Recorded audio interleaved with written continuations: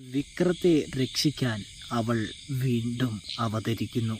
അങ്ങനെ വിക്രത്തിനാണെങ്കിൽ രക്ഷിച്ചെടുക്കാനായിട്ട് വേദയുടെ അച്ഛനെക്കൊണ്ട് സാധിക്കുന്നില്ല കേട്ടോ.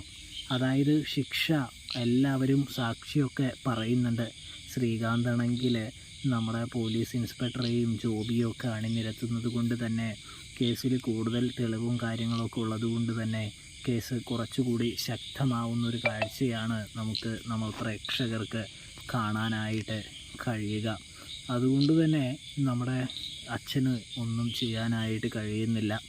ഇതേ സമയം ഇത് മനസ്സിലാക്കിക്കൊണ്ട് വേദ തൻ്റെ കോട്ട് വക്കീൽ കുപ്പായം വീണ്ടും എടുത്തണിയുന്നൊരു കാഴ്ച കാണാനായിട്ട് സാധിക്കും.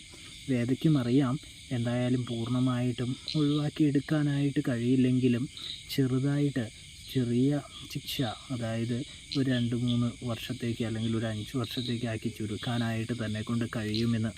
അതുകൊണ്ട് തന്നെ വേദ വിക്രമിന് വേണ്ടി വാദിച്ച് ഒടുവിൽ 12 വർഷം എന്നുള്ളത് വെറും 5 വർഷമായി മാറ്റുമ്പോൾ ശ്രീകാന്താണെങ്കിൽ ആകെ പെട്ടുപോകുന്നൊരു കാഴ്ച